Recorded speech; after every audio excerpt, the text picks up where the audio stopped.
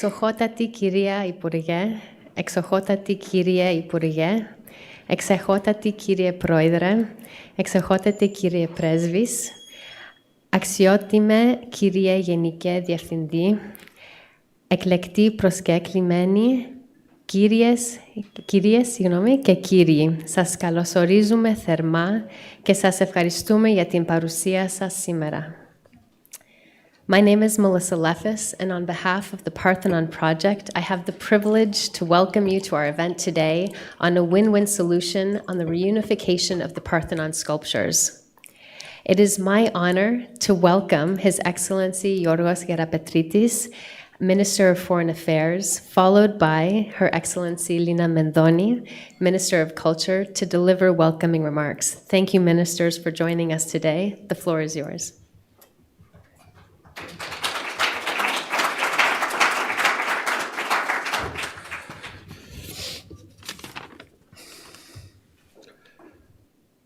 Dear friends, I start only with this because I consider you all as friends here. Let me speak in English so that we can all understand each other, which is slightly against the protocol, my dear minister, but I will do this in honor of our dear friends who are today joining us in this great event. When it comes to the Parthenon sculptures, which are now at the British Museum, I think there are two particular dimensions. There is a legal dimension and there is a political dimension. I would love to discuss about the legal dimension because I think that would be a very privileged area for me. Yet, I'm not going to speak about the legal aspects of it. I will speak in my capacity as foreign minister, and I have been engaged in this project for quite a long time, both from an academic point of view as well as from a political point of view. And what I would like to state is just a simple thing, that the reunification of the Parthenon sculptures is a unique case. It's an unprecedented case. It doesn't resemble to other cases of returning of artifacts, and I think this is the major difference against all other cases, which we should place emphasis upon. Because in that case, we have to consider that there is an artistic whole in Parthenon that we need to address. This is the key issue. It's a matter of reunification. It's not a matter of return. And we are speaking about artifacts which are essentially unsplittable. This is the major idea. I'm not concerned with whether there is a constitutional right for any person to enjoy the arts of ancient history or culture. I think this is a matter of personal belonging. What I'm claiming here is that the reunification is today a claim of ecumenical nature, and for this I think we should just all place emphasis upon. Why today?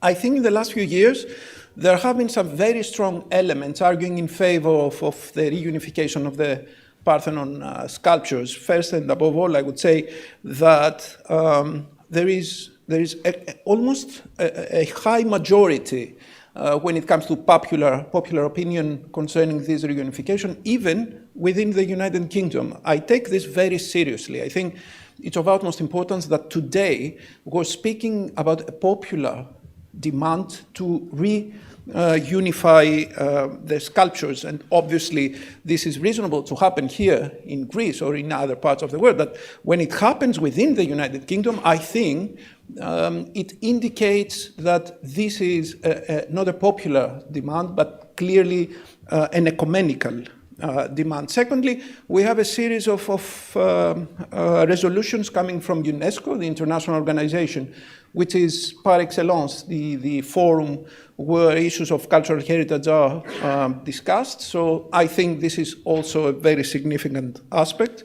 Thirdly, it's important that we have started under the auspices of the Ministry of Culture, a series of returns of artifacts from other cosmopolitan-type museums, such as the Vatican Museum or the Antonio Salinas Museum of Palermo. This exactly reflects a broader idea that issues of cultural heritage needs to be in their birthplace. And last but not least, I think the most important argument comes from the very idea of having Acropolis Museum, one of the pieces of modern art which is undisputably among the most important worldwide. And I think the mere existence of the Acropolis Museum here in Athens by itself calls for the reunification. The truth is that for the last few years, we have been in constructive talks with the British Museum. This is an important aspect of our dialogue because above all, I think it's important to have a mutual understanding about things, and it is important to understand each other's position. And we have these constructive talks with openness and sincerity. I think it is important to be open and to recognize each other's red lines. And we are doing this alongside with the Minister of Culture. And we have landed on some specific premises upon which we can build in order to come up with a strategic partnership. And this is the broader idea of what we're discussing today, a partnership that would eventually result in the sculptures coming back to their birthplace. I think it is important that we have a new government in the United Kingdom, a government which that we can discuss further about the logistics of the possible reunification. As you probably understand, it's not a matter of the government, of the British government, to just land on an agreement concerning the reunification of the sculptures, but it is essential that there is a political endorsement of any such agreement, and we are going to discuss about those issues.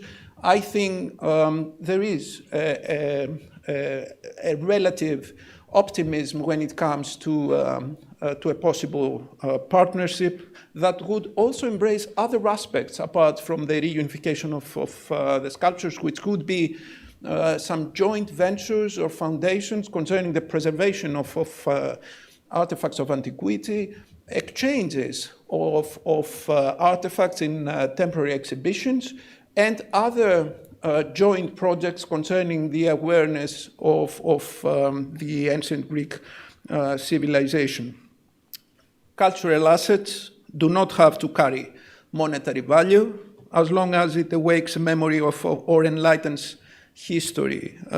Geoffrey Robertson writes in his emblematic book, Who Owns History? And this is what I would like to reiterate. The Parthenon sculptures are essentially ecumenical, but they belong here. And it is absolutely different to have those sculptures here as opposed to even a cosmopolitan museum. And I realize that it has been for decades useful to have the sculptures in the British Museum where an individual or a group of people could just visit the sculptures and come across the evidence of ancient Greek antiquity. But today, with the Acropolis Museum and with the broader context of Athens, I think this is a spot where the artifacts should belong and should come back.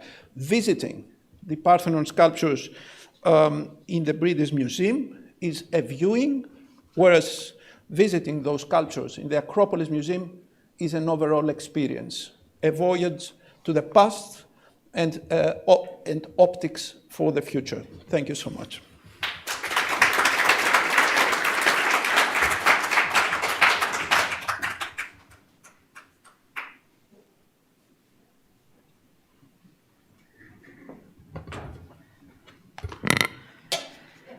Αγαπητοί φίλοι, κυρίες και κύριοι, εγώ θα μείνω στο πρωτόκολλο. Άλλωστε, για πολλά χρόνια είχα έναν υπουργό, ο οποίος μας έμαθε το πρωτόκολλο και μας το έμαθε σωστά. Ο Υπουργός Εξωτερικών νομιμοποιείται να μιλάει όποια γλώσσα θέλει. Ο Υπουργός Πολιτισμού στην Αθήνα πρέπει να μιλάει Vox Greca. Η ανάγκη της επανένωσης των γλυπτών του Παρθενώνα προκύπτει από την ιδιαιτερότητα και τη μοναδικότητά τους σε αντίθεση με άλλα λεηλατημένα καλλιτεχνικά έργα και μνημεία της παγκόσμιας πολιτιστικής κληρονομιάς που χαρακτηρίζονται από αυτοτελή, αυθύπαρκτη και ανεξάρτητη από το εκάστοτε φυσικό περιβάλλον υπόσταση. Θέλετε να... Τα γλυπτά του Παρθενώνα αποτελούν οργανικά και αναπόσπαστα μέρη ενός σύνθετου αρχιτεκτονήματος και καθολικού καλλιτεχνικού δημιουργήματος, τα οποία συναποτελούν με αυτό μία ενιαία και αδιέρετη φυσική, αισθητική και νοηματική οντότητα. Ως όλον, το οικοδόμημα βρίσκεται σε άμεση διαλεκτική σχέση και συνάφεια με τα οικοδομήματα που το περιβάλλουν και που μαζί με αυτά συγκροτούν στο σύνολό τους μία αδιάσπαστη ενότητα, η οποία προσδιορίζεται και αναδεικνύεται από τον ίδιο το βράχο και το φυσικό τοπίο της Ακρόπολης των Αθηνών. Η ενότητα αυτή έχει συγκεκριμένο ιδεολογικό και νοηματικό υπόβαθρο. Εκπέμπει συγκεκριμένα μηνύματα και συμβολισμούς. Η απομάκρυνση των γλυπτών από το φυσικό τους περιβάλλον διαρριγνύει αυτή την ενότητα. Αποστερεί το ενιολογικό πλαίσιο που καθιστά δυνατή την κατανόηση και την ερμηνεία τους, διαστρεβλώνει και αλλοιώνει τα μηνύματα και τους συμβολισμούς του ίδιου του Παρθενώνα και ολόκληρου του μνημιακού συνόλου της Ακρόπολης. Όμως ο Παρθενώνας, εκτός από δημιούργημα μοναδικής καλλιτεχνικής σπουδαιότητας και αξίας, είναι ένα από τα σημαντικότερα και πλέον εμβληματικά μνημεία της ανθρωπότητας. Αναγνωρίζεται καθολικά ως το κατεξοχήν σύμβολο των θεμελιωδών αρχών και αξιών της παγκόσμιας κοινωνίας των πολιτών. Ιδιαίτερα μάλιστα των επιτευγμάτων του κλασικού ελληνικού πολιτισμού και της αθηναϊκής δημοκρατίας, που συνιστούν βασικά θεμέλια του ευρωπαϊκού και του δυτικού πολιτισμού. Είναι απολύτως σαφές ότι το ζήτημα της επανένωσης των γλυπτών του Παρθενώνα, πέρα από νομικό, τα είπε προηγουμένως εξαιρετικά ο Υπουργός Εξωτερικών, πέρα από νομικό, επιστημονικό και ηθικό, είναι ένα ζήτημα εξόχως πολιτικό. Η ελληνική πολιτεία δηλώνει συνεχώς την ειλικρινή πρόθεσή της να επεξεργαστεί δημιουργικές λύσεις προκειμένου η επανένωση των γλυπτών του Παρθενώνα στη γενέθλια γη, στο Μουσείο της Ακρόπολης, να μην δημιουργήσει κενό στις συλλογές και στο εκθεσιακό πρόγραμμα του Βρετανικού Μουσείου, προσφέροντας σε αντάλλαγμα περιοδικές εκθέσεις και δάνεια αρχαιοτήτων υψηλού κύρους, καλλιτεχνικής και ιστορικής σπουδαιότητας και αξίας, που θα διατηρούν αμείωτο και συνεχές το ενδιαφέρον του κοινού. Το αίτημα της Ελλάδας, με την υποστήριξη της διεθνούς κοινότητας για την επανένωση των γλυπτών του Παρθενώνα, έχει εισέλθει σε μία φάση κορύφωσης και ωριμότητας, κατά την οποία τα επιστημονικά, ιστορικά, νομικά και ηθικά ζητήματα έχουν πλέον απαντηθεί. Τα επιχειρήματα όλων των πλευρών έχουν εκτεθεί και αξιολογηθεί. Οι δικαιολογίες, οι προφάσεις και τα προσχήματα του παρελθόντος έχουν οριστικά καταλυθεί. Οι διεθνείς οργανισμοί και η παγκόσμια κοινωνία των πολιτών έχουν αποφανθεί. Το ίδιο και η μεγάλη πλειοψηφία του ίδιου του βρετανικού λαού.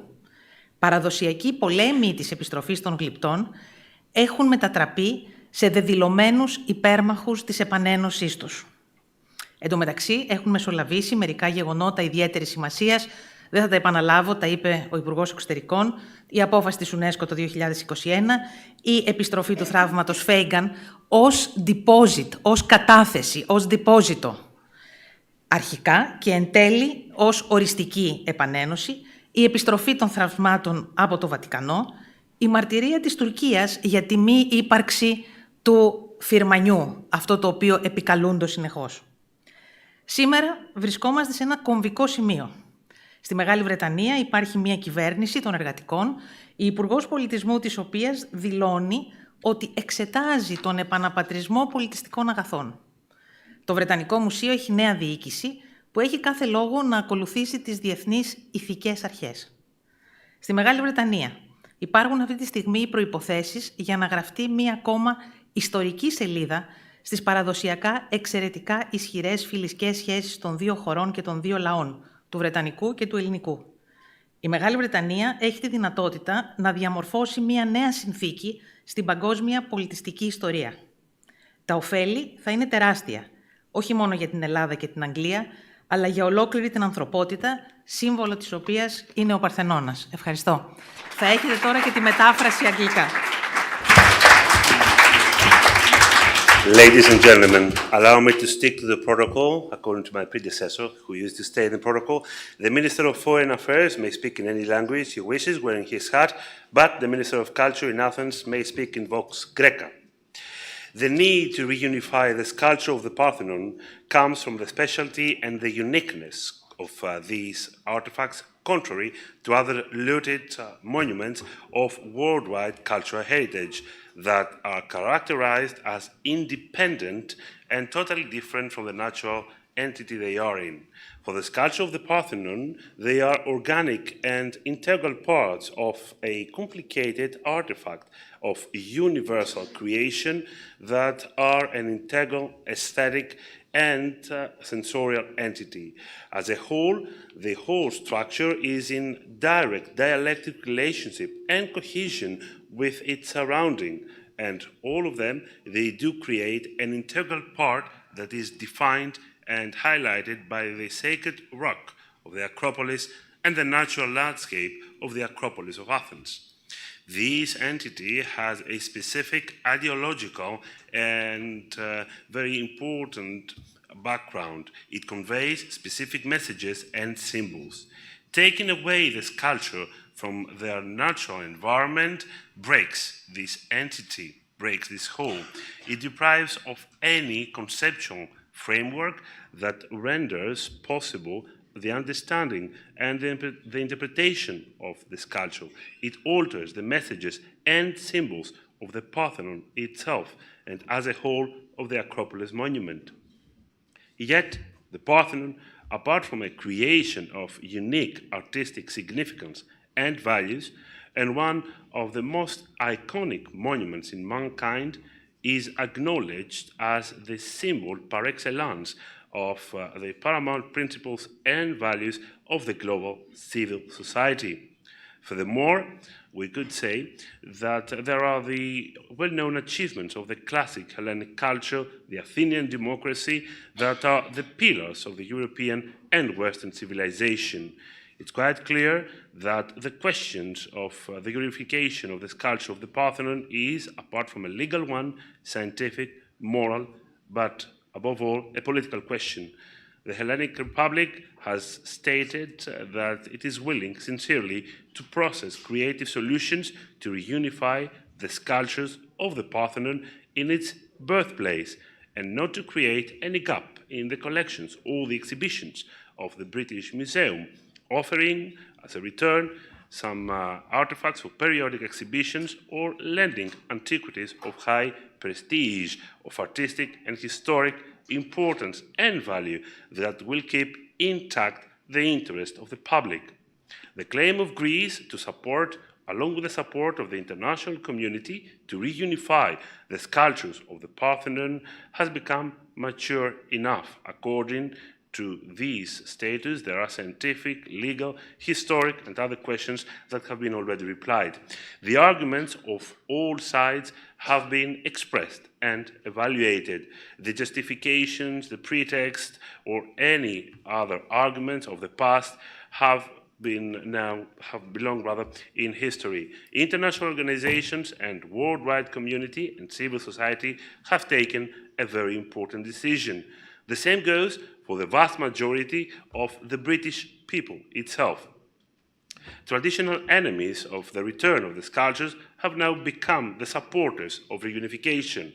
Moreover, we have had some milestones, such as the resolution of UNESCO in 2021, the Thangam fragment return, the return of the Vatican artifacts, as well as the well-known Turkish declaration about the non-existence of the Sultan's decision. Today, we are in a pivotal point. In Great Britain, there's a new government, Labour one, and a new Minister of Culture, who says that she might examine a repatriation of cultural assets. The British Museum has a new administration that has every reason to follow the international moral principles and values. In Great Britain, right now, there are the preconditions to write yet a historic page in the traditional, very well-established relationships between our two countries' peoples, the British one and the Greek one. Great Britain has the possibility to shape a new condition in the worldwide cultural history. The benefits will be huge, not just for Greece or the UK, but for the whole mankind, the symbol of which is the Parthenon. Thank you.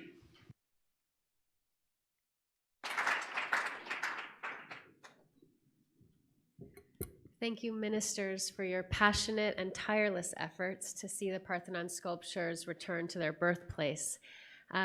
To present the Parthenon project and the 4 core elements of the win-win solution, it's my great pleasure to introduce the founder and my father, Yannis Lefas.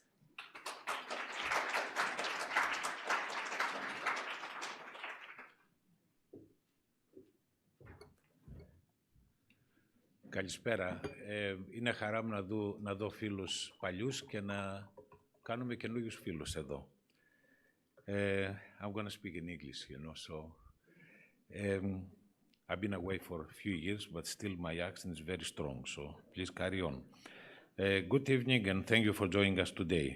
Together with my family, we founded Lefas Humanitas, a non-profit organization dedicated to advancing philanthropic, educational, and cultural initiatives that enrich our communities with specific focus to Greece and the Hellenic culture. The Parthenon project is one of our projects. It started very small, but became very big. By nature of many people supported us. We have a lot of supporters. Everywhere we speak to people, we get a lot of interest. I'm personally deeply interested in the matter of the Parthenon sculptures. Some years before, the Greek government had commissioned a legal opinion to explore the possibility of pursuing an international case for the return to Athens. Geoffrey Robertson, King's Counsel, the late Professor Norman Palmer and Amal Clooney were part of this legal team tasked with preparing the legal opinion. We're grateful to have my dear and learned friend, Geoffrey Robertson, on the panel today. Inspired by reading a brief of his opinion and eager to continue to this important cause, I reached out to Geoffrey and discussed the topic with him to explore the opportunities. This was the nascent start of our campaign. Following conversation with Geoffrey, we decided that it would be beneficial to preserve this work by synthesizing the historical facts and moral and legal aspects of this issue for the general public public's understanding. To achieve this, we supported the publication of a book written by Geoffrey, titled Hone's History, which makes the compelling legal case for returning the Parthenon sculptures. This marked the first phase of our campaign, which focused on the legal and moral arguments. Numerous copies of the book were sold globally, which is of course a testament to Jeff's exceptional knowledge of the matter and interest on the case. At that time, the Greek government had decided, and it is still of the opinion, that not to pursue the legal path. We also feel that that was the right decision. With the publication of Geoffrey's book, we were equipped with the legal aspects of the issue, but we recognized the need to emphasize the ethical and moral dimensions.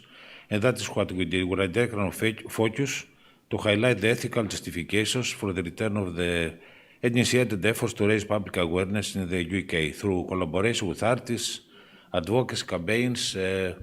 Mr. Stephen Fry is a great supporter of us, and he's done many, many things to support the case. Of course, this commitment to advocacy for the return of the Parthenon sculptures has deep roots, stretching back to Lord Byron and to the renowned era of the legendary Melina Mercouri, Greek icon and cultural minister in the 1980s. Since then, countless individuals and organizations were passionately advocating the return of the sculptures. We recognize that the support for the sculpture return comes from various groups in Greece, the UK, the Greek diaspora in the US, Canada, and Australia, as well as freelance and supporters worldwide, and we thank them. The Parthenon project. This is our evolution, our odyssey. Αυτή είναι η ανάπτυξη, είναι μια οδύσσια. Ξεκίνησε από νομική approach, νομική Okay. Then move to moral justification. We created awareness for the issue and have been receiving support from many corners of the world. But a theory and mechanism had to be devised to deliver the desired results. This was the context in which the current stage of our campaign began to take shape. While the legal and moral aspects of the issue are crucial, and what seems to be the two sides of the same coin, we understand that those efforts alone were not enough. In a way, they're in a zero-sum game, where one party wins, the other party loses. We needed to evolve into something more comprehensive, effective, and ambitious. If we were serious about reunifying the sculptures in Greece, it became clear that we needed to present a new model and exert influence on key dimension makers to seek alignment and a pragmatic approach to the issue. To this end, in 2022, we evolved to the third phase of our campaign, as it is today, under the name Parthenon Project, which aims to reunify the Parthenon sculptures in Athens through what we refer to as a win-win solution, which will benefit both countries, Greece and the UK, and I venture to say the whole world. To develop and promote this win vision, we assembled our team in London, which consists of top lobbying and public relations firms, as well as political advisors and legal experts specializing in the return of cultural heritage objects. We create an exceptional advisory board consisting of influential political, legal, and cultural figures both in the UK and Greece. Our advisory board is chaired by former Conservative Party Culture Minister Lord Ed Vaizey, he's here, and Constitution scholar Professor Nikos Alivizatos, both of us are with us today. Oxford University Professor Stathis Kalivas, former Labour Party Culture Secretary Sir Brett Bradshaw, member of the House of Lords Lord Michael Dobbs and Baroness Catherine Meyer, actor and writer Stephen Fry, journalist and former deputy editor of the Sunday Times Sarah Baxter. Each member brings their own expertise and influence to the table, allowing us to amplify our message, engage stakeholders to the highest levels, and advocate for a meaningful solution in a unified voice. Through our collective efforts, we crafted a proposal for the reunification of the Parthenon sculptures. This proposal embodied an ideal, a vision of what we believe to be the perfect foundational agreement between Greece and the United Kingdom, which will ensure that both parties stood to win, a golden ratio, μια χρυσή τομή, if you will. The pillars of our campaign. As part of our Parthenon project win-win vision, we proposed an ambitious long-term cultural partnership agreement between Greece and UK, which stands on 4 core pillars. The first one, the Parthenon sculptures of the British Museum will be permanently unified in their birthplace city of Athens, with those sculptures displayed in the Acropolis Museum as complete artistic works and consistent with its creator's vision. The second, for this cultural partnership to be effective, our campaign proposes a forward-looking approach to the debate, where both sides may agree to disagree, and acknowledge that they do not currently share an agreed position on the ownership of the sculptures. And I think our friends here, they're going to work more on this, explore more on this. Third, to support this cultural partnership, to ensure the longevity for the benefit of future generations, a joint Greek-British foundation will be established. Such a foundation will engage supporters and donors from around the world to fund a long-term program of research, curation, scholarships, and wider educational and cultural activities in the UK and Greece, as well as grants to museums from both countries. Under such an agreement, Greek masterpieces will be sent to the British Museum for world-class exhibitions.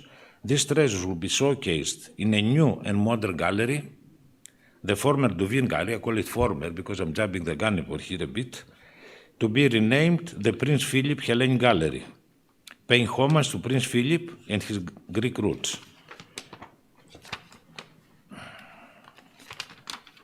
As part of our vision, the gallery will host Greek artifacts of various periods as pre-classic, classic, Macedonian, Hellenistic, Byzantine, even modern, that have never been seen outside the UK, inspiring museum visitors to explore a modern Greek museum right in the heart of London.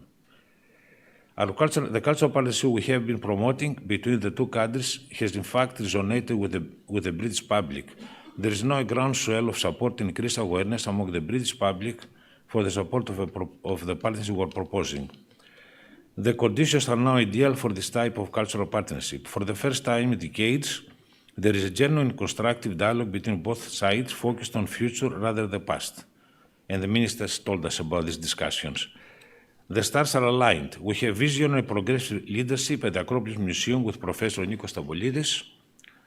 The British public overwhelming supports our cause. The British Museum is under new leadership of Nicholas Callinan, a dynamic director known for his visionary long-term approach and fundraising prowess, who will oversee the complete reimagining of the museum, and the UK new government has publicly stated it will not stand in the way of any potential agreement between Greece and the British Museum. It is clear that the possibility of reunifying the sculptures is closer than ever before, and these developments could well pave the way forward for what Georgios, chair of the British Museum, said that he termed it the Parthenon partnership. The Parthenon project is called a project because it has a clear beginning, middle, and end. At its heart is a cultural partnership built upon the four fundamental pillars, which we believe have the power to benefit both sides and generations to come. This partnership offers a win-win solution, as we see it, which will finally unify the Parthenon sculptures in their rightful home and bring an end to this long-standing cultural debate. Thank you. Ευχαριστώ.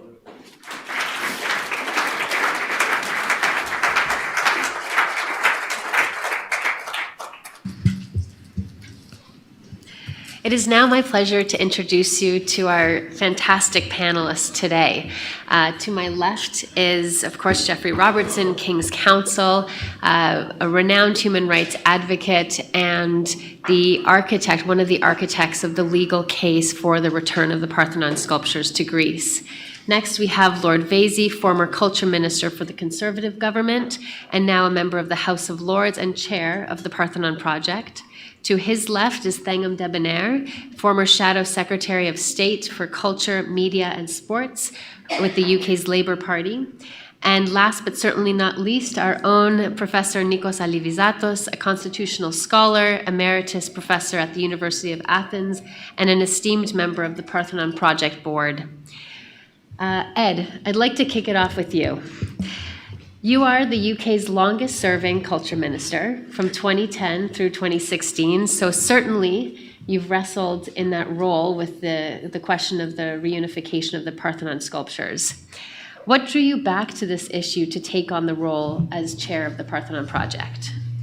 Well, thank you very much. It's a very interesting question because I appear as a footnote in Geoffrey's book. That's the biggest role I play in this saga before today, but it's a very ignominious footnote because I wrote a letter as the Minister of Culture in 2015 to UNESCO explaining the British government's immovable position on the ownership of the sculptures. And I guess I'm in repentance mode and have been for the last few years, because it's only in the last few years that I really gave this matter a huge amount of thought.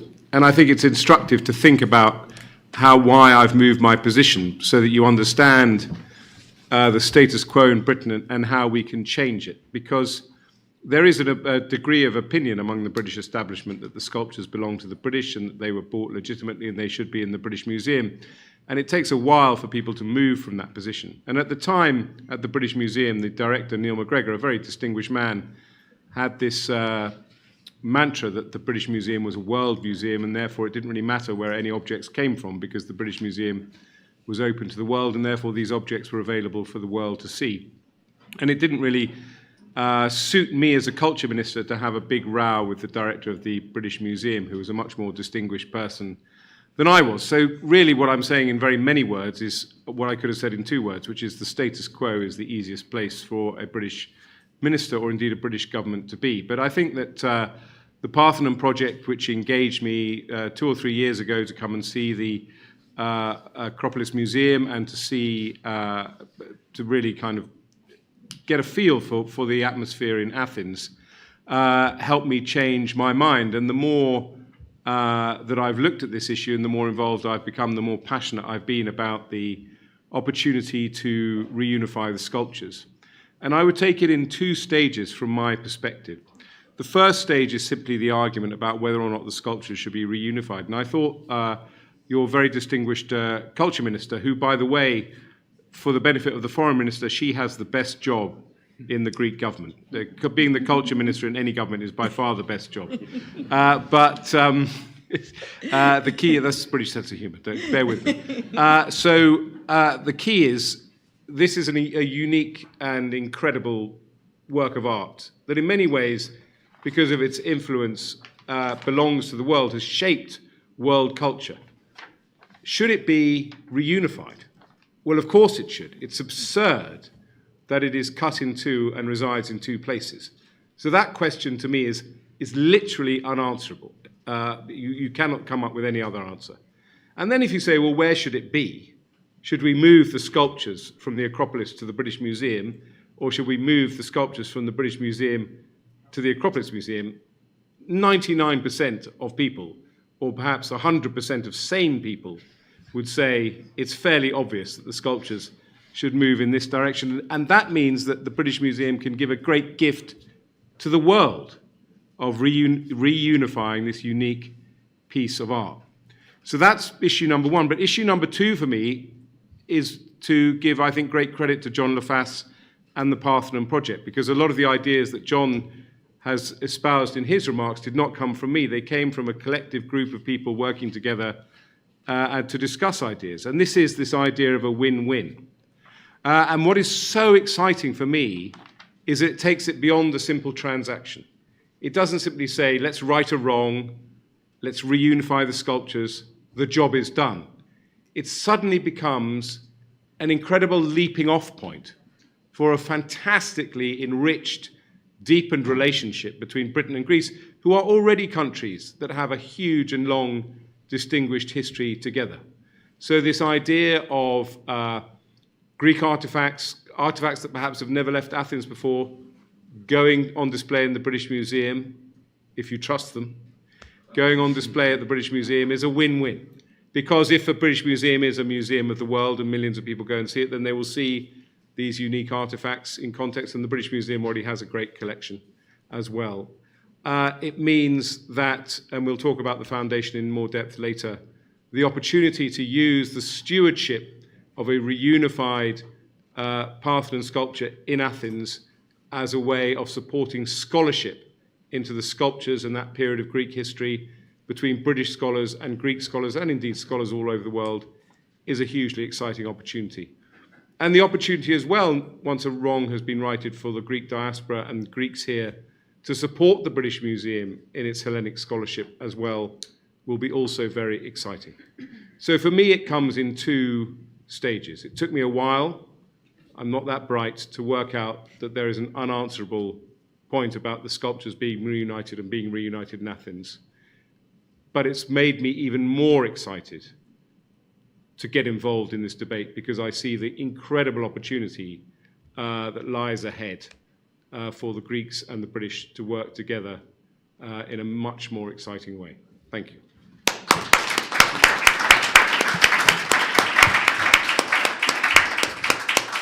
Thank you, Ed, and we are really thrilled to have you on this side and as chair of the project. Geoffrey, as John elaborated, you developed the robust legal arguments for the reunification of the Parthenon sculptures, as you've laid out in your book, Who Owns History? Now, the recently elected British Prime Minister was in your chambers as a barrister, so you know him well. And his government has been quite clear that they would not get in the way of a deal struck by the British Museum. So it seems we're headed in the direction towards a political deal. What are your views on this? The only advice I gave Keir Starmer was not to take a knighthood, which of course he immediately did. But yes, the government will allow the British Museum to lead. But given the lies and dishonesty that have been shown over the years by the British Museum, you've got to take that with a grain of salt. Look, the Parthenon marbles are the only existent wonder of the ancient world. that still is with us. You go and see the frieze, and here are people walking, talking in a procession, arguing, playing sport, 2,500 years ago in the first democratic society that was ever devised. And it's like, they're doing a lot of drinking as well, I'm glad to say, but they are nonetheless living again after all that time. And it's like tearing up an ancient picture, tearing it in half, by having so much in the gloomy room dedicated or supplied by a famous, infamous art forger, Lord Duveen, and the wonderful venue that awaits them in the New Acropolis Museum under the shadow of the Parthenon with the blue Attic sky above. And that's where they should be, and that's where it is appropriate to be, and that is where they can best be appreciated. There's a wonderful description by Joan Connolly, a famous American art historian, who says, "The wholeness of the Parthenon demands our respect and warrants our every effort to reunify it such as we can. Let us for a moment consider the state of the central figures of the pediment. Poseidon's shoulders are held in London, while his pectoral and abdominal muscles remain in Athens. Athena's battered head, neck, and right arm are displayed in the New Acropolis Museum, while her right breast remains in the British Museum. This deliberate and sustained dismemberment of what are some of the most sublime images ever carved by humankind brings shame on those who work to uphold this state of affairs." Now, that, I think, is exactly the words, shame, on the British Museum, which has perpetrated a number of lies which are now can be called out. 3 lies in particular. One, that Elgin had a license, a firman from the Sultan, because even in these days you couldn't destroy a temple, an occupying power, just as Israel was occupying power in Gaza. Not an occupying power was not in international law allowed to destroy or give away a temple of the occupied, unless there was an authority, a license from the top. There wasn't. The claim that Elgin made in 1816 when he testified to parliamentary committee was that he had a firman from the Sultan. There was never a firman. Historians have absolutely destroyed that argument. All there was a letter from someone in high office, but not the Sultan, to the 2 governors of the 2 Turkish governors of Athens, one the civil governor, one the military governor, who were denying Elgin's workmen the opportunity to go on the Acropolis. And they were told, you should allow our friendly ambassador, Lord Elgin, allow his workmen to sketch. They wanted to sketch. They wanted to take molds and to pick up some of the pieces of statuary that had fallen to the ground as a result of a previous mishap. Now, that was the limit of Elgin's, which the British Museum have tried to pretend that it was a license to rip the monuments off the wall, off the temple wall.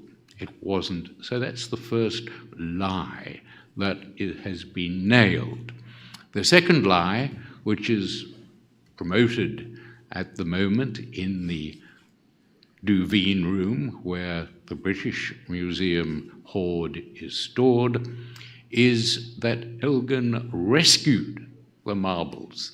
he told the committee, he came to Athens and saw the way the Turks, the terrible Turks, were selling off the marbles. He saw that they were using them for target practice, and that was when he decided to rescue them for posterity. That's what he told the committee in 1816, and what the British Museum is earnestly peddling.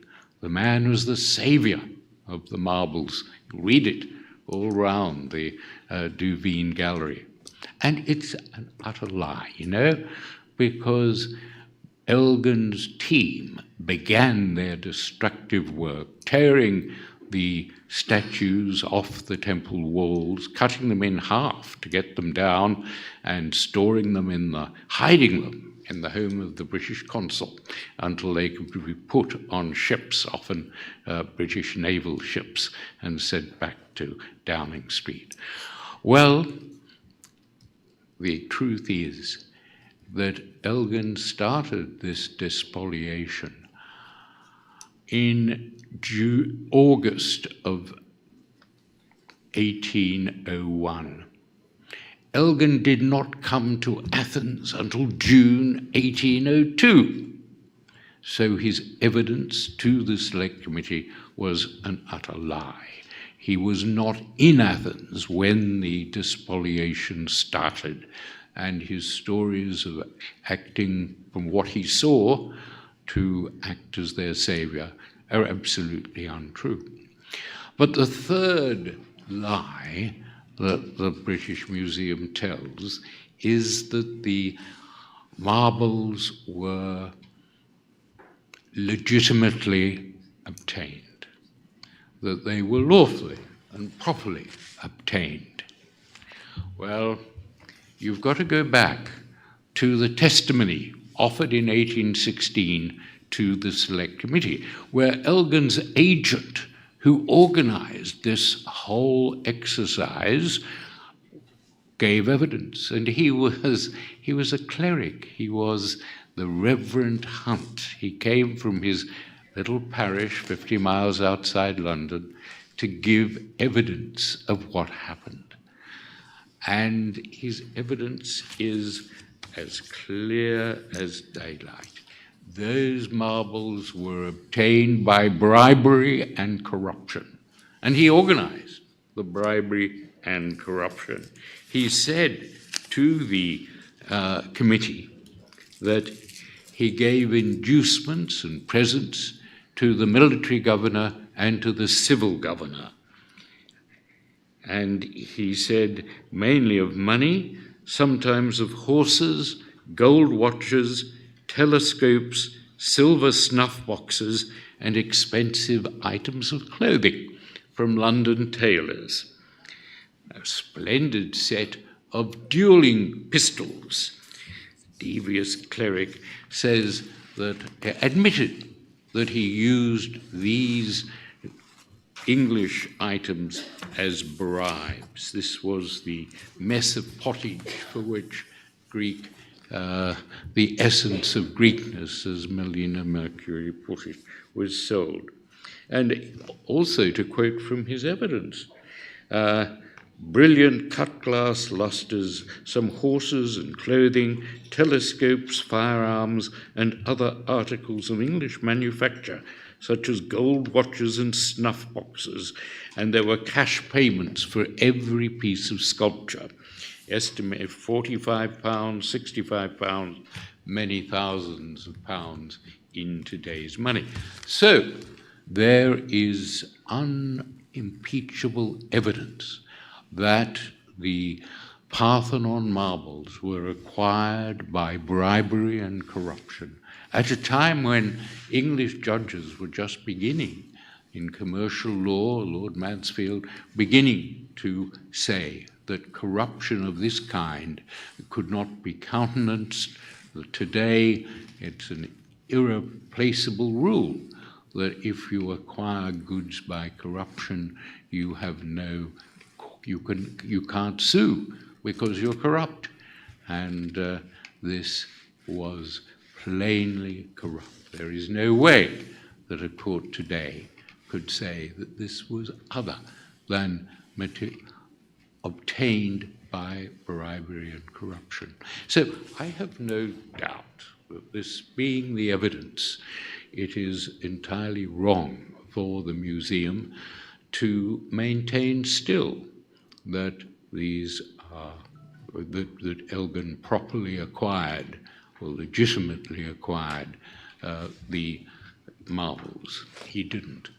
So if we go, I've been saying this to the various Greek governments, if the International Court of Justice were enlisted, and you do it not by Greece taking the case, but by Greece encouraging other countries to vote at the General Assembly to refer the issue to the International Court of Justice, then you will succeed, because it will rule that wrongfully obtained heritage, cultural heritage, should be restored, reunited, and that the marbles must be united. But I can see that would be a great case, and Greece and so many other countries, you have no idea, so many other countries would want their cultural property back, and particularly back from Britain, which had a dreadful colonial record of war crimes, seizing the property of indigenous people and not returning them. Well, that's one way to go. But isn't it better that these two great countries who've got a record ever since the Battle of Navarino, which won Greece its freedom, was led by Britain. There were one or two other ships, but it was essentially the British Navy that defeated the Ottomans and gave Greece the opportunity to be independent. And the very first 1836 request that Greece, the King of Greece, made was for the return of the marbles, and that request has been made consistently. But there was a point, a remarkable piece of history that we uncovered, Amal Clooney actually uncovered it, when the Foreign Office considered this after the Second World War. They considered it fully, and they decided that as a matter of justice, the marbles must go back. The right place for them was Athens, and in particular, because Britain and Greece were the only two countries in Europe at the end that fought Hitler. And that seems to me an unassailable bond that should unite Greece and Britain, the only two countries in Europe that fought the Nazis, and eventually, with American help and Russian help as well, won. So why be at loggerheads anymore? The Parthenon project certainly, I think, will be supported by the British government if the museum agrees to it, and by showing the lies that the museum has told in the past, which are clear, I don't think it will have any right or any feet to stand on in opposing the Parthenon project. So for the first time, and I was brought in to advise the Greek government, a different government, back in 2012. For the first time, I do feel optimistic that things have moved, that Britain will do the right thing because it's right in morality and it's right in justice. And so I would endorse the Parthenon project as a way of avoiding the sword of Damocles of a case at the International Court of Justice that can still be held over the museum's head.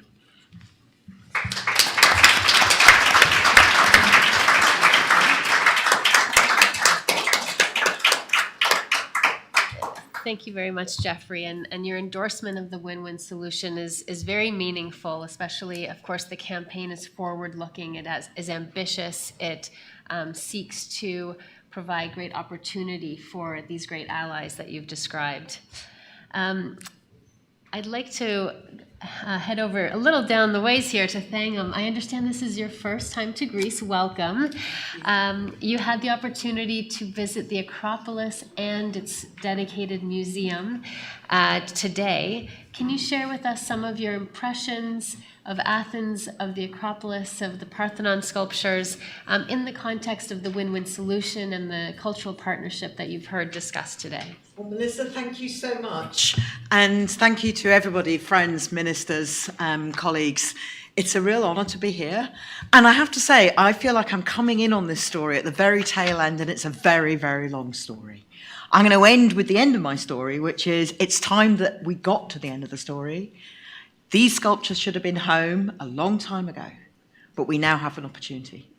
And I feel I haven't checked, but I'm pretty sure I'm not a footnote in Geoffrey's book. I don't think I'm a footnote in Ed's book. I'm barely a footnote in my own book. But I remember when I first heard about these sculptures was from a book as a child, when I was about 8, so 50 years ago. And it feels quite extraordinary this morning to be in front of them and seeing something that I'd thought about and actually visited in the British Museum, which is almost literally my local museum, and in Islington, where I live in London. So it's quite exciting to see where they're supposed to be, where their home is, and to see the completion of the story is almost there. It's so close. And to be able to stand next to a gap in a museum and know what should be there. So thank you, Professor, for sharing that with us, and also for sharing with me your wonderful book, which I spent the afternoon studying. It's a really beautiful thing, and it's an incredible honour for all of us on this table to have stood there this morning, to have seen some of the great works of art of the world, of the history of the civilised world, in the seat of democracy, which as a politician and as a recently beaten politician, I've had to say many times to people, you can't love democracy a bit. You can only love it completely, whether you win or lose, whether you're part of it or not, whether you're in Athens or London. And as a politician, my role and my tiny footnote in my own story, which is part of this big story, is that the policy of the Labour Party was a very simple one that I came up with. It was very, very simple, so it won't take me long to read out. In fact, I don't even have to read it.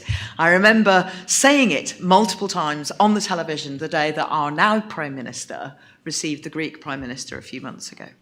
And it is that we as politicians, and the Labour Party's position, is that the British Museum and the Greek authorities are more than capable of coming up with a solution. And that was it. And we knew that that would be the case. Now, I didn't think it would come about this quickly. So when John from the Parthenon Project rang me up when I was still a recovering politician, and then Melissa and I met last week in New York when I have to say my recovery was fully complete, I thought this is an incredible way to be a former Shadow Secretary of State for Culture, because it matters that it is not the existing politicians who are here. It matters to me that I was part of creating that policy, a simple policy for our current government and our Prime Minister, Keir Starmer, to support. But it matters more to me to have been with you this morning under the blue sky of Athens, in the seat of democracy, saying you can't half love democracy and you can't half love a work of art, and you can't love half a work of art when you know where the other half is, and there is a home sitting, I don't know which way, sitting there waiting for it. You just can't love half of it. And I do love half of it because I've been near it, and now I've been near its home. And just as you should not remove anybody from their home, we should bring these sculptures home. The time is now. There is an opportunity. I felt very emotional to be part of it with you this morning. And I feel really quite emotional to be here with you all, dear friends, this evening, to know that we are near the end of the first part of this, the middle part of the story, and its great future. The next story will begin. So thank you so much for making me part of it.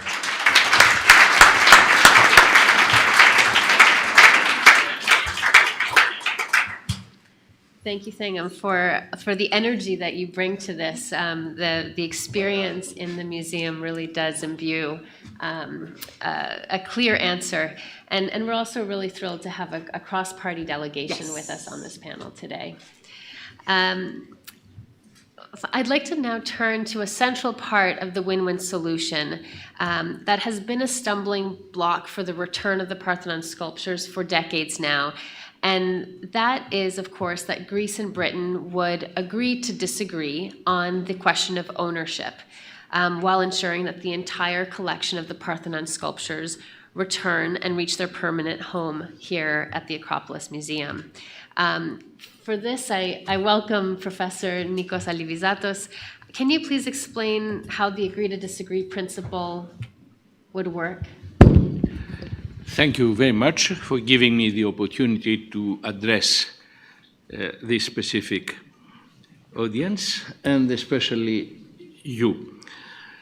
Taking into consideration that for the British, the acquisition of the marbles were legitimate, while for the Greeks, illegitimate, to put it mildly,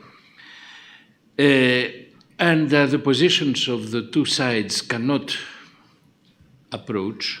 It is obvious that a principle separates the two. The idea of the win-win solution was to set aside the ownership issue and have a very pragmatic, a very realistic approach. The Minister of Culture, just before we started, informed me that there is a precedent. The precedent of the Thangam, which is, if I may say it in very simple words, the crucial word is deposit. We should translate this word in Greek as parakatathiki. It is not just a word. It is a concept included in our civil code, Article 822, which comes from Roman law. And if I may read it, it's very short. By virtue of a contract of deposit, the depository receives a movable, so it has to be a movable, from another person, the depositor, for safekeeping under the obligation to return it upon demand. Remuneration can only be claimed if it is agreed or inferred from the circumstances. So what is extremely important to note about the definition of parakatathiki, of the deposit, is that the depositor, under Roman and Greek law, does not have to be the owner. So if we sign an agreement which qualifies that transaction as a deposit, we do not automatically recognize the quality of the owner to the depositor. As you may very easily understand, this solves many problems. The only legal obligation which arises out of that agreement is the trustees, the depositories' obligation to return the items upon request. So, legally speaking, through the solution proposed by Geoffrey in his project to approach the issue, we can leave aside the ownership issue and proceed. For the time being, this would be my only contribution to this panel.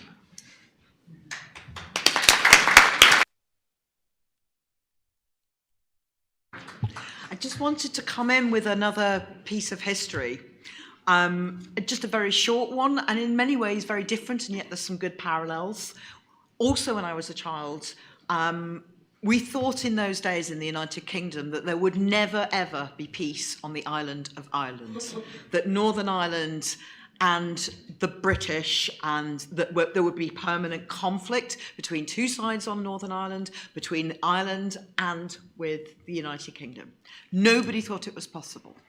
And it only became possible because several really thoughtful people were determined that it must be so, and were prepared to talk, were prepared to risk actually a huge amount to be able to listen to very hard things from a side that they didn't really agree with at all, but also, and this is why I wanted to pick up on something you said there, that because they were prepared to believe that there was a win-win solution, that one was out there somewhere, because the alternative was lose-lose.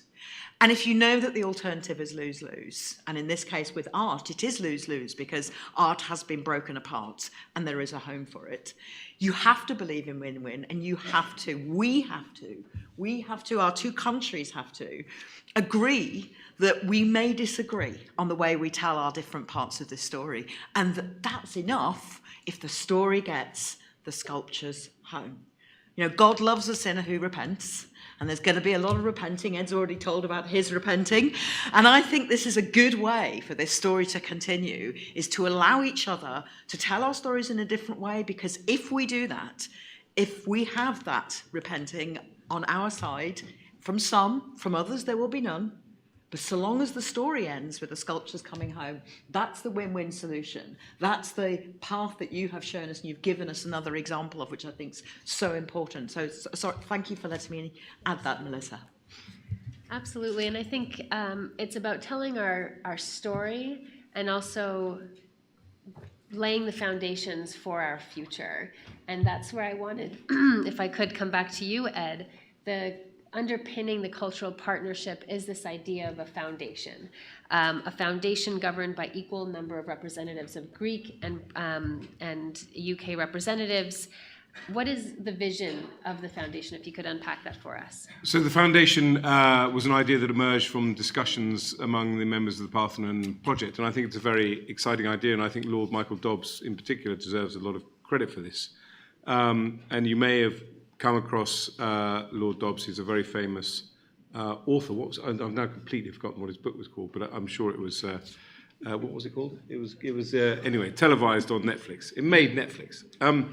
Anyway, House of Cards, that's it. So he came up with this idea of a foundation, and I think it's a very interesting idea, because actually the point about this being a new start in terms of the British-Greek relationship as far as the sculptures are concerned, I think is embodied in the foundation, and indeed by John's proposal earlier in his remarks about having a Prince Philip gallery at the British Museum and the exchange of artifacts. And I think as well it recognises that while, as we say, the case for the sculptures returning to Athens is unanswerable, there is nevertheless, whether we like it or not, a history of the last 200 years of the sculptures being in London, and also obviously the massive impact they had on British culture in the 19th century, and the rise of Hellenism and architecture and so on and so forth. So the foundation idea is that the foundation is a joint project between the British and the Greeks, between the British Museum and perhaps the Acropolis Museum, where people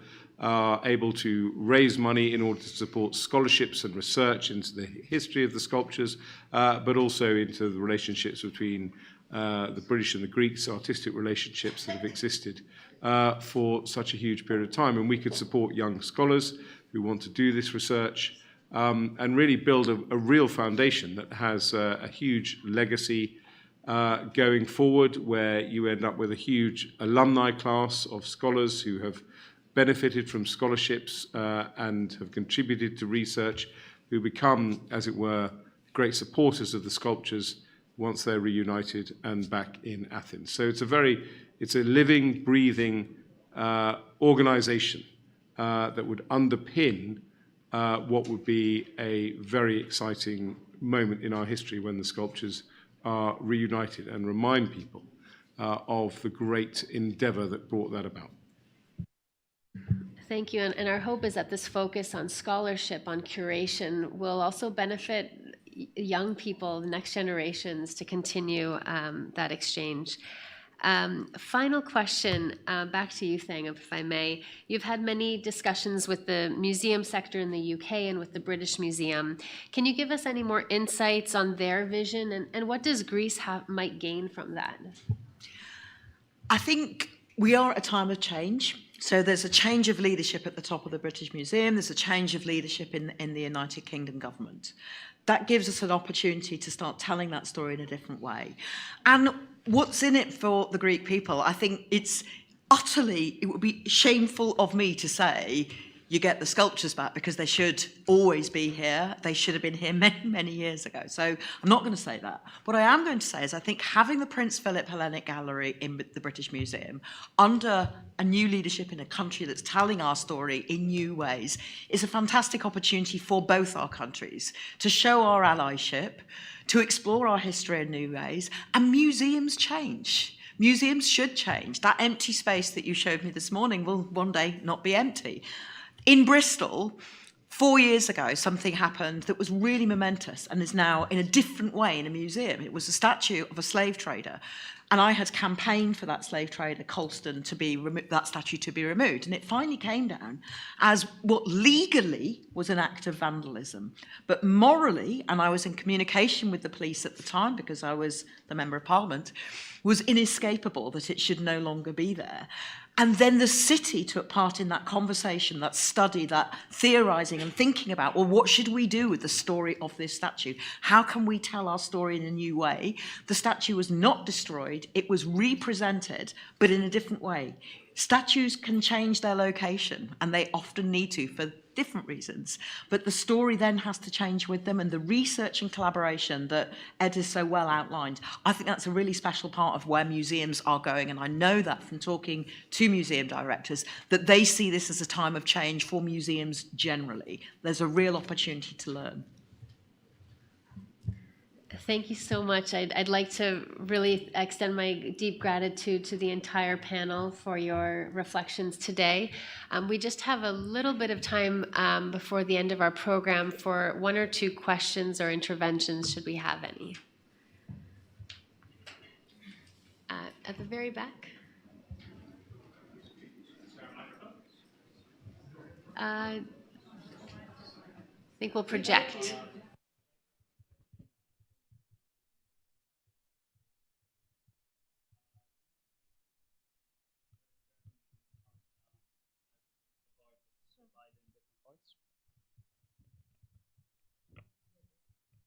Is it on? No. My question is for former Status Secretary Ms. Debbonaire. Picking up or following up on a part of your speech about how the Parthenon is split in different parts. During one of his recent visits to the United Kingdom, the Greek Prime Minister, Mr. Mitsotakis, compared the Parthenon to the Mona Lisa, saying that a piece of art cannot be dispersed in different museums around the world and displayed in effectively not the state it was meant to. So I was just interested to hear your thoughts on the comparison. Thank you for that question. I think the critical thing here is if the Mona Lisa, where it currently is, was split in two, when it has a home, everyone would think that was absurd. When I saw the video that I think the Parthenon project had been behind of dividing up Stonehenge, which is a scheduled monument in my country, and taking it to Greece to look after a bit of it, that would be absurd. And that was part of the humour. Making the point with humour was, I think, really appropriate. But this is a serious point because there is a serious home for serious sculptures, great works of art. It's, for me, I think that it's even bigger than can you tear up a painting? I mean, by the way, nobody should tear up paintings, neither should they throw soup at paintings. But we should be bringing sculptures that have a home to their home. And that really makes, that sort of speaks to me, that comparison that the Prime Minister made, that was beautifully done, because it is a painting, referring to a painting that we all know what it looks like, and we all know where it lives, it has a home. That's the comparison for me. I thought it was a really helpful one. Thank you. Thank you very much. Thank you for the question, and I think we have someone just next to you, next to the microphone. There's a lady there, the 3rd row. And then the 7th row.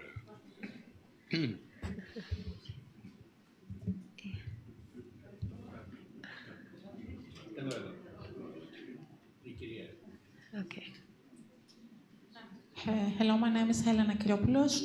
I belong to BCI Media Canada and Association of European Journalists. So actually, what would be the first steps in aim to bring this culture justice among our countries, but in the most effective way, in order to bring the awareness to the people? Thank you.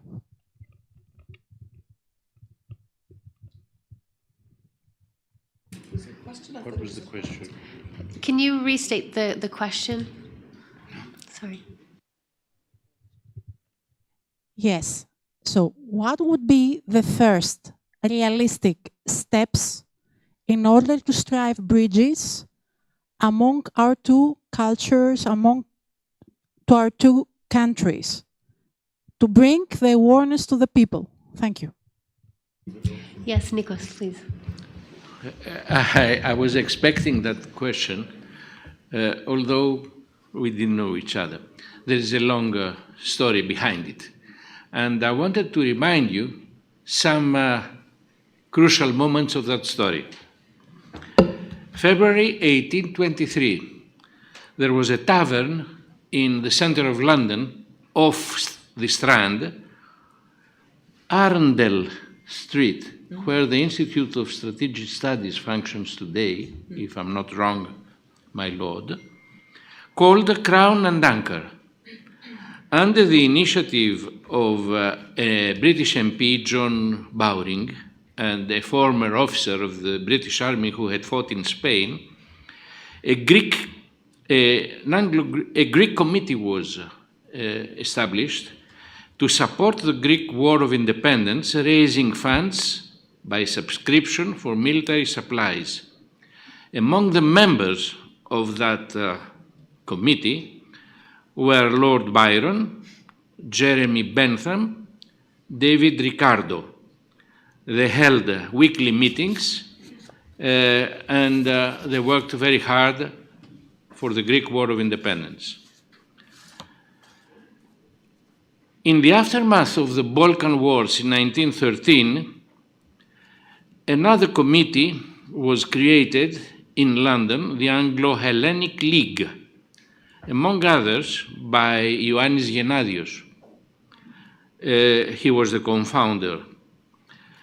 That Anglo-Hellenic committee established the Korais Chair in King's College London.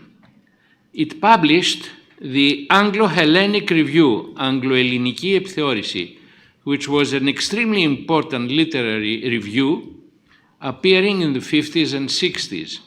The director of that review was the late Professor Savidis. In 1979, I suppose before the issue of the repatriation, of the reunification of the marbles was put, there was an appeal addressed to the British public by that league, the Save the Acropolis appeal, and apparently they managed to collect £80,000. Today, the Anglo-Hellenic Committee still exists and awards the Stephen Rancimal Award to books published in English referring to Greece. And I would remind the audience, my lord, that one of the founders, of the first members of that committee, was at the time an MP, a British MP, Hugh Law. Last but not least, I suppose you are all aware of Oxfam, the NGO which brings humanitarian aid all over the world today. It has more than 1,000 shops all over the world. It was established in 1942 in Oxford. The founders were Quakers and academics, and the first meeting took place at the old library of University Church of St. Mary the Virgin. The aim of Oxfam was to grant help to starving citizens of occupied Greece. Politically speaking, it is important to note that starvation in Greece was not owed not only to the Nazi occupiers. It was owed also to the Allied blockade of Greece. And then there was pressure to the British government to allow food relief through the blockade. So there is a long precedent, and we believe that with the kind of action we are trying to develop within this project, and please note, this is not a government action. This is a civil society action. We are trying to create the conditions for which would allow a fruitful negotiation and finally an agreement.